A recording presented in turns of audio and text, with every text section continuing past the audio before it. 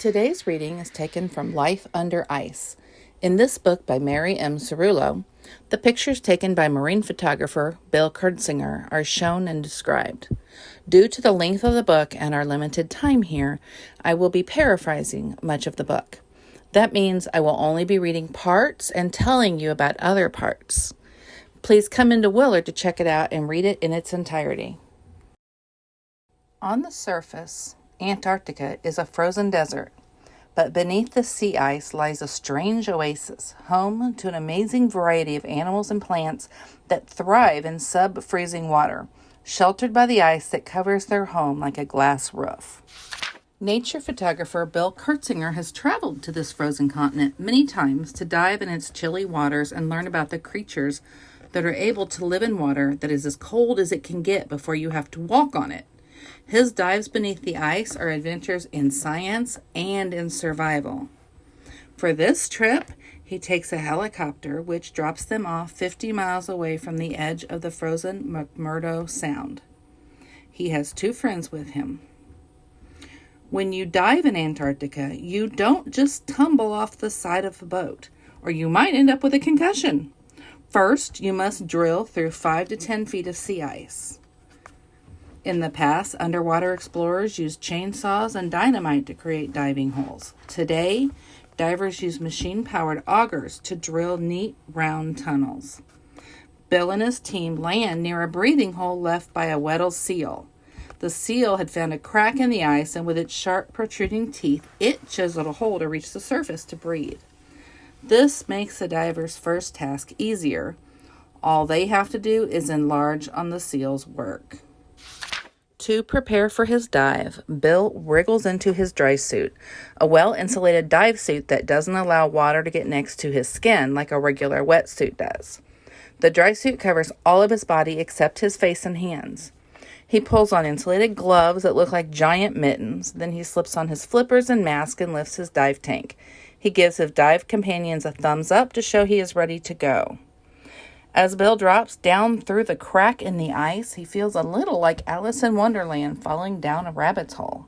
He can't help gasping at the cold water. His lips and cheeks, the only exposed parts of his body, go numb, and within a few seconds his head starts to ache from the cold. Even in summer, water temperatures average 29 degrees Fahrenheit to 35.4 degrees Fahrenheit. Why doesn't the ocean freeze? To sum up this somewhat complicated explanation, it's because of the salt in the water. Salt helps keep water from freezing until it reaches a much lower temperature, and at that point the salt is actually left behind in the water and it's not in the ice, which is why the Antarctic water is saltier than most of the rest of the world's oceans. When it is winter in the northern hemisphere, it is summer in Antarctica. Summer temperatures around the coast average a balmy 32 degrees Fahrenheit. Winter temperatures hover around negative 60 degrees Fahrenheit. It is so cold that ice cream that is stored outside has to be microwaved before it can be eaten. The sun illuminates the open water of the hole like a spotlight. Bill and his dive partners turn back frequently to make sure the hole is still in sight. It's their only link to the world above. Should Bill lose track of the hole, he will retrace his route until his escape hatch is once more in view. Bill shivers, not just from the cold, but as he imagines being trapped beneath a solid ceiling of ice. Almost immediately, a Weddell seal spies Bill. Like an eager puppy, it dashes over to size him up. The curious seal moves in for a closer look until it is nose to nose with Bill's face mask. It circles the divers for a few minutes before swooping past them to poke its hole through the dive hole for a quick breath. Then it plunges into deeper water. Scientists have outfitted Weddell seals with instruments that record how deep they dive.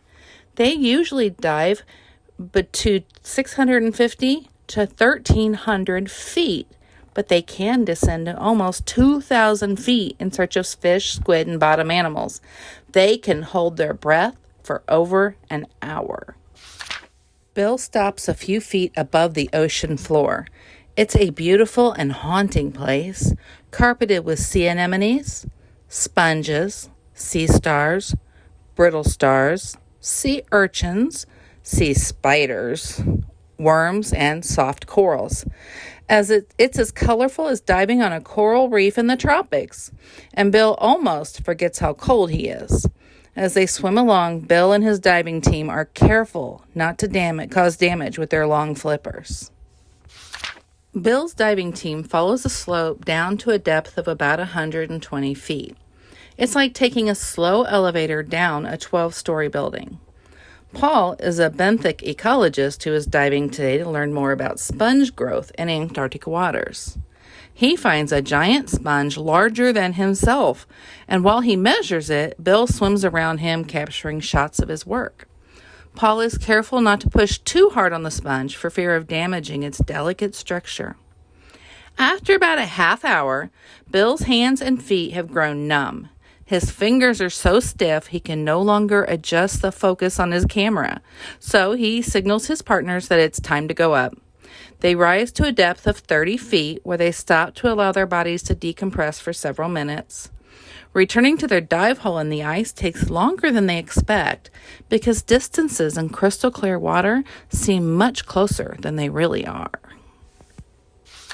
Diving in cold water uses much more energy than diving in warmer seas, and the divers rise to the surface completely exhausted. Bill and the others crawl into a tent and crank up a kerosene stove to get warm. They're going to spend 3 nights in the tent so they can make several more dives before returning to the science station. Each member of the team devours a stack of steaks and then settles into his or her thick down sleeping bag. Bill falls asleep soon, but he tosses and turns all night and never really warms up. His dreams are jumbled with images of ice and snow. He wakes up before 6 a.m.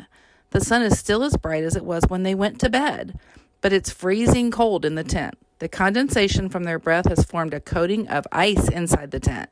Their toothpaste is frozen solid. The bravest one climbs out of his sleeping bag to start the stove. Soon the temperature inside the tent is bearable and coffee is made. Getting ready for another dive, Bill reminds himself that the water under the ice will be warmer than the air above.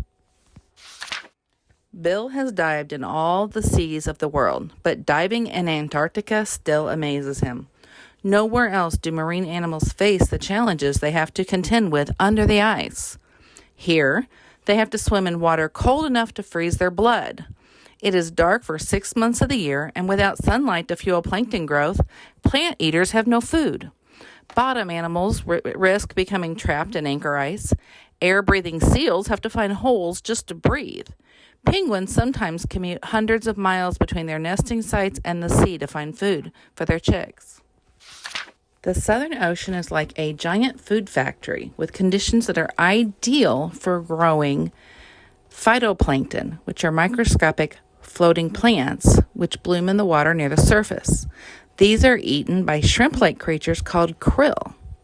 There isn't much variety to eat in Antarctica. The food web is simple, so krill are very important. Penguins, squid, fish, seals, seabirds, and even enormous whales all eat a steady diet of krill. Bill has spotted several kinds of whales swimming in the open water surrounding the Antarctic continent. Well insulated from the cold by thick layers of blubber, killer whales, minkies, humpbacks, finbacks, and even the giant blue whales feast on the krill. In fact, the word krill is the Norwegian term for whale food. Bill asks the scientist why some animals seem to grow so much larger in the Antarctic. The scientist Paul explains it's a phenomenon called giantism, found in extremely cold seas. Here in Antarctica, you can find sea spiders as large as dinner plates, jellyfish the size of umbrellas, sponges big enough to stand inside, and sea stars almost 2 feet across.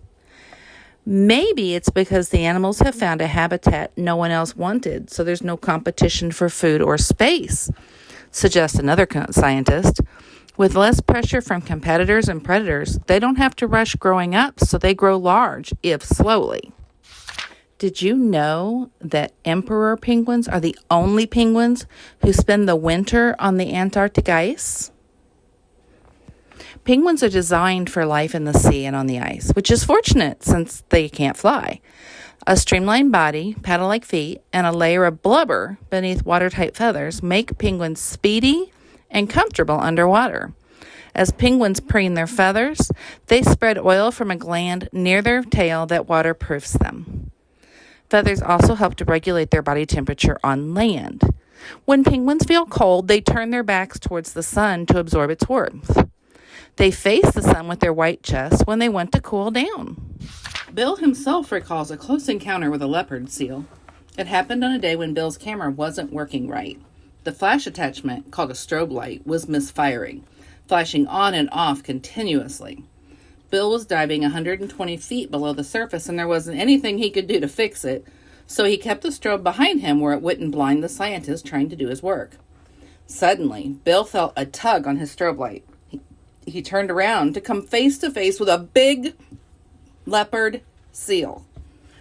Bill yanked the strobe away from the curious animal and, thinking quickly, flashed a photo. Then a flock of emperor penguins zoomed by. Each bird left a trail of bubbles as the water pressure squeezed out the air trapped between their feathers. The leopard seal took off in pursuit. This predator spends the winter feeding on krill, but in the spring, when the penguins are hunting for food for their chicks, the leopard seal feasts on the fatty birds. How do fish live in freezing water and not freeze? Well, one particular fish is the Antarctic ice fish, which has a natural antifreeze that runs through its veins instead of red blood. It also has a large heart and wide blood vessels to help pump its thin, clear blood through its body. Its colorless blood gives the ice fish a pale, ghostly appearance. Bill has heard that Antarctic whalers used to call it the white crocodile fish because of its large mouth with many long teeth. We now know that the penguin population and the krill population rise and fall depending on the amount of ice surrounding Antarctica in the winter.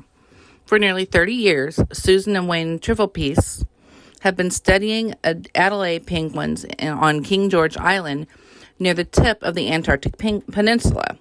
Susan explains, if the sea ice is heavy and extends over large areas where the krill spawn, then most of the newly hatched krill will survive, and there will be enough food for the young penguins. Changes in Antarctica also affect other parts of the world because this continent of ice is like a global air conditioner. Winds and currents flowing away from Antarctica circulate cool temperatures around the Earth. Heavy, salty water, called Antarctic bottom water, can be traced all the way to the North Pole. That's a long way. Slightly warmer, fresher water from the melting of the ice sheet, called Antarctic intermediate water, can be found as far north as New York City. Antarctica has the distinction of being the most peaceful, untouched place on Earth. No wars have ever been fought there, no country owns it, and tourists and scientists don't need to have a passport or anyone's permission to visit. This zone of peace offers researchers from different fields and different countries something very rare, the chance to cooperate and learn more about this continent and the world beyond. Because it is cleaner than anywhere else on Earth, Antarctica is an ideal outdoor laboratory for studying weather, the stars, climate change, and human impacts on the environment. Its desolate surface even serves as a training area for Mars exploration. Thanks for joining us today as we learn about life under the ice. And be sure to join us next week as we learn about creepy creatures. Have a good day.